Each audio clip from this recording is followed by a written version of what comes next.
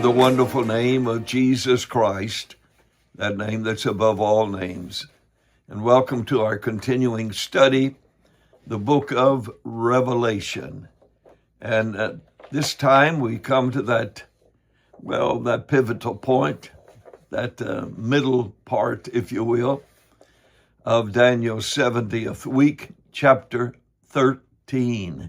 Chapter 13. This is where we get introduced to, I guess to say the real thing.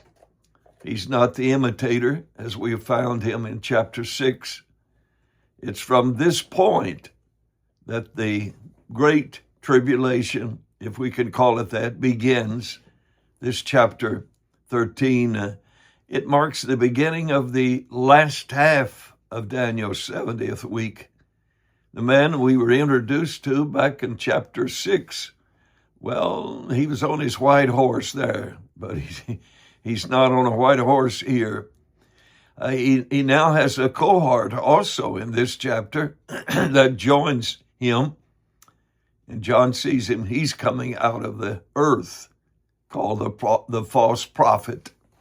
They are both influenced, probably I should say, and could say, possessed, controlled by Satan himself.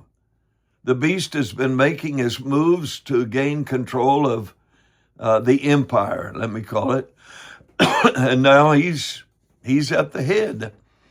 When Satan was cast out of heaven, and I believe at that point when it says back in our previous study, chapter 12, that it says, woe, woe to the inhabitants of the earth. The inhabitants of the earth were, they get ready to suffer like never before. The darkest hour in the history of the Jews and even the world is about to engulf the world in this chapter. The forces of hell are unleashed to bring down, in their attempt, the beast in his attempt to bring down every nation, every power on earth to be in control himself. There have been 7 chapters devoted to the first half of this week, Daniel's 70th week, counting the parenthetical chapters I'm talking about. And then there's going to be 7 chapters that will explain or introduce us to the last half.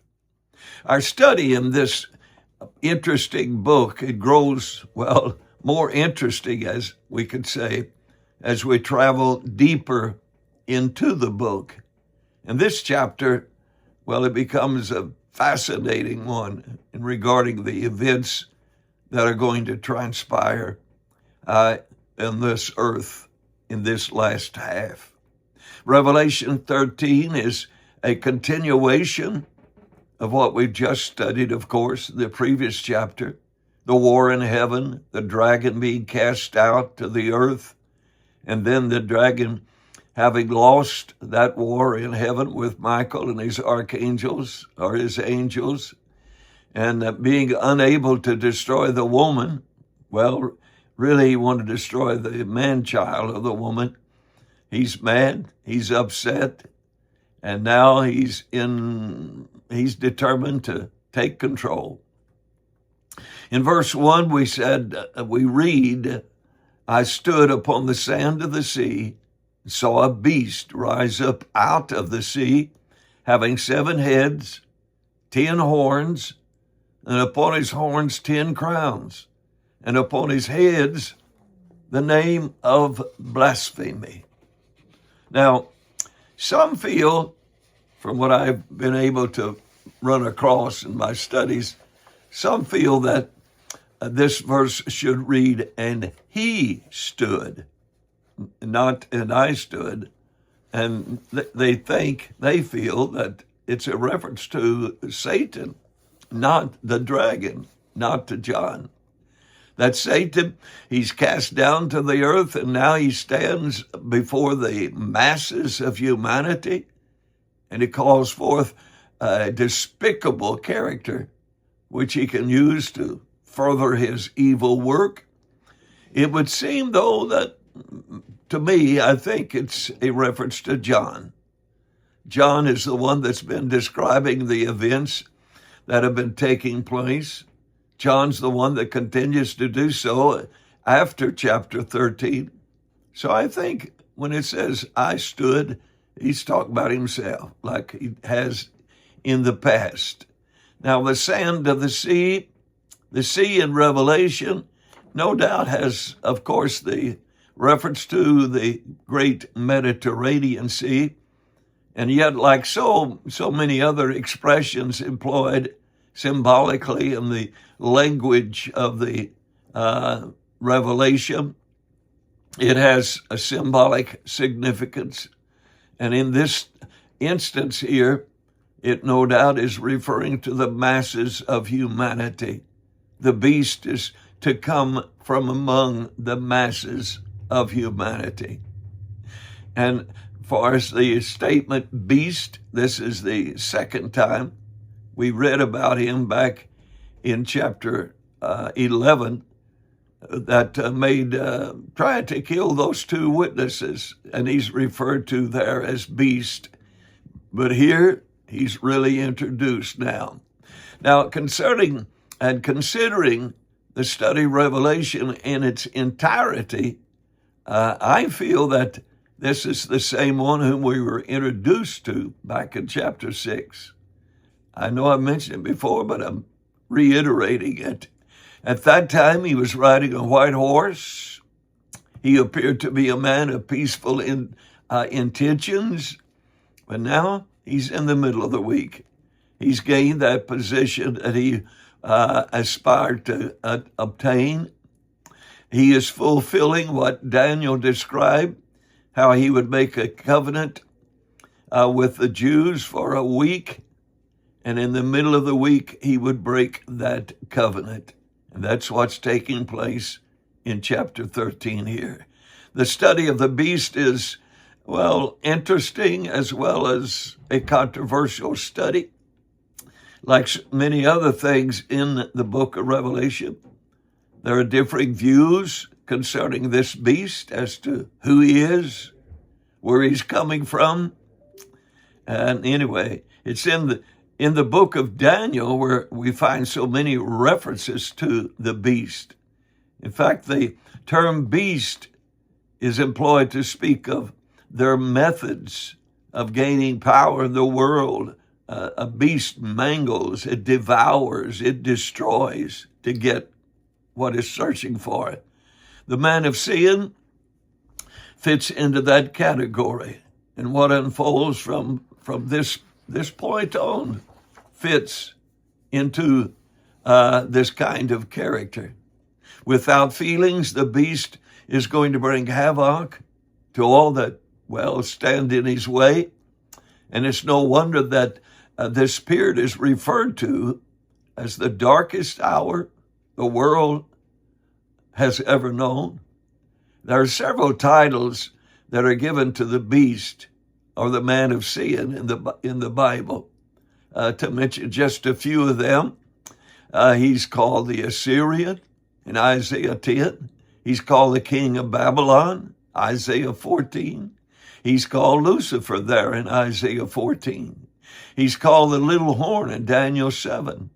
He's called a king of fierce countenance in Daniel 8. He's called the prince that shall come in Daniel 9. He's called the willful king in Daniel 11. He's called the man of sin in 2 Thessalonians 2. He's called the son of perdition in 2 Thessalonians 2. He's called that wicked in that same chapter, 2 Thessalonians 2. He's called the Antichrist, 1 John 2. He's called the beast here in Revelation 13. So he fits into all those labels. And many feel that he was the one that Jesus was having reference to when he said, I am come in my Father's name, and you receive me not. If another shall come in his own name, him ye will receive. That's John 5, verse 43. Now, the description goes on here in chapter 13. He's got horns. Horns of a beast speaks of power. He's got crowns, diadems, if you will, which speaks to us of recognition of dominion. He possesses power. He possesses authority. And there are 4 symbols in this chapter that speak to us as well, which catch our attention. For instance, he is referred to as the dragon in this passage. He is called, referred to as being identified with the sea. And then there's the beast out of the sea. And then there's the beast out of the earth. Now, we know who the dragon is by our study of the previous chapter and him being identified for us. Well, it's there very clearly in verse 9 of chapter 12. In reference to chapter 17, we find there the angel informed John that many waters is a reference to people and multitudes and nations and tongues. So I think we can say the reference here to the sea in this passage is a reference to a lot of people. The beast, he captures our attention because there's so much said about him in the Revelation, and because there are so many references made about him in the Old Testament prophecies, as well as the New Testament. Several times we have reference to this creature that's coming across and into the land. Let me read you some verses in Revelation chapter 17. There came one of the 7 angels, which had the 7 vials, and talked with me, saying unto me, Come hither, I will show thee the judgment of the great whore that sitteth upon many waters. So he carried me away, John says, in the spirit into the wilderness. And I saw a woman sit upon a scarlet-colored beast, full of names of blasphemy, having 7 heads and 10 horns. And notice verse 8 of this chapter 17. I know we're getting ahead over time, but we'll get there again.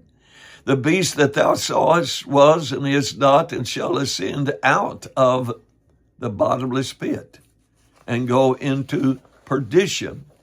They that dwell upon the earth shall wonder, whose names were not written in the book of life from the foundation of the world.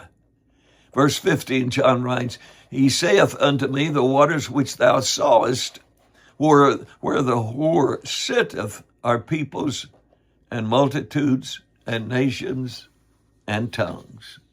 Now, we're considering a person here. He's described here as a beast and a dragon and so on. We're considering a political power structure as well, a system that's going to rise in the last days and seek to gain the control of the whole world. That's his aspiration, his determination. Economy, the economy of the world, the politics, as well as religion. That's why we'll see that woman in a while. The system it seemed to be working.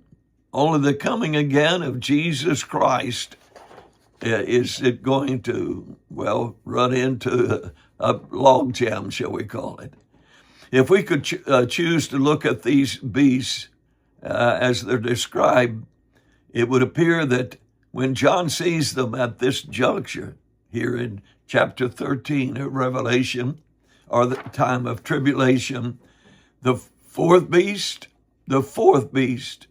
has reached his pinnacle of power, and in so doing, he's conquered or controls the other nations, many of them at least. I know there will be some that will reject him, but he's seeking for control. The dragon gave him his power, his seat, his great authority. So here is the power behind the beast, the power behind the man of sin. The obsession to conquer, to control, has lived in the hearts of men, well, some men, through the ages. Well, we could say probably since the time of Nimrod, when he started out there in Genesis 11 to build that city and build that tower that reached into the heavens. That's what he was reaching for.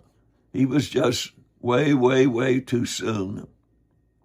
And with the world being so far-flung today, the idea of one man, one power controlling the entire world's populace, well, it seems far-fetched to become a reality. But at the same time, when we consider the economic systems, the world is gradually but surely adopting that involves some mind-boggling invention called computer. And it becomes more of a possibility of more and more control can be taken by those who are in control of the medias, the computer system. Now, before any man, regardless of how intelligent he may be, how bombastic, how ingenious he may be, before he'll ever reach such a pinnacle of power, he's going to have to be helped to that position by some greater power and influence than his own power. And of course, that's where we're introduced to what we're being introduced here, the beast. The devil himself, Satan, and that such a character is going to come forth to the forefront and dominate so many lives. It may seem again so, far-fetched at this point, but I think the more we live, the more we see the attempt for that to be accomplished. The world is getting in the right condition to welcome such a Messiah. How many times have you read or heard somebody say something about, we need a man, we need a man, we need a Messiah? When they say peace and safety, Paul said, then look out. Now, history has left us the records of men such as Nebuchadnezzar, Alexander the Great, the Caesars, Napoleon, Hitler. None of them will compare with the one that's coming on the scene here, as John describes it. The prophet Daniel spoke about this man in his book. He saw him as a horrible beast in chapter 7, or at least this is a description of the government that he will head. Daniel also called him the little horn. And when Daniel witnessed concerning those four beasts was that they were consecutive powers, beginning with Babylon, and then to Medo-Persia, and then to Greece, and last, not least, to Rome. And what John's describing is the culmination of what these four powers represented. And while the four powers described by Daniel each continued for several years, some longer than the others, but the beast that John's describing, well, of course, he doesn't know it at that time, but it's only going to be for 3.5 years. The beast is an individual administration embodied in one particular powerful man. And though he's held up by 10 kings, our governments, they unite in making him the beast, the one sole head of this system that they all want to be a part of. Paul spoke in his epistle in 2 Thessalonians 2 as the son of perdition, the man of sin. And he also called him the lawless one. Such descriptions. The cry, who is like the beast, is recorded in this chapter. Now, who is able to make war with him? One of the titles that he's known by is that of Antichrist. John makes this reference to those that deny that Jesus Christ is come in the flesh. 1 John 4, verse 3. He'll be opposed to all that Jesus Christ is and all that he stands for. In fact, he'll blaspheme God, shake his hand, as it were, his fist, as it were, in the eyes of God, or at least thinks he is. He will overcome many during this period of time, and also kill many that stand in his way. The Antichrist will oppose not only the people of God during the tribulation, but he will at Armageddon oppose Jesus Christ himself. And he will claim to be the answer, the Messiah to the world. And it's interesting to notice the contrast between the real and the false. Jesus Christ, he came from above. Antichrist, he comes from the pit. Jesus Christ came in his Father's name. Antichrist will come in his own name. Jesus Christ humbled himself. Antichrist exalts himself. Jesus Christ was despised of men. Antichrist will be admired by men. Jesus Christ did his Father's will. Antichrist will do his own will. And on we could say, but you get the idea. Now, some may wonder how people could possibly be influenced to follow someone like this. The same could be said about how could they all follow Hitler? How could they all follow Jim Jones? And those that follow some guru from India, men, when in desperate straits, they become gullible. They'll swallow a lie when it's dressed in, the right kind of garment. They'll swallow it. Let's go on and read some more. In verse 3, and I saw one of his heads as it were wounded to death, and his deadly wound was healed, and all the world wondered after the beast. Now this to me is an interesting verse which has produced, various opinions as to how it should be interpreted. Mr. LaHaye says, as already seen, Antichrist will die and be resurrected. Mr. Turner, he says, a better interpretation of this statement with reference in harmony with the context is that this king will be a lineal descendant of the line of the Syrian kings referred to in verses 6 through 20, and that he is none other than Antiochus Theos Epiphanes raised from the dead.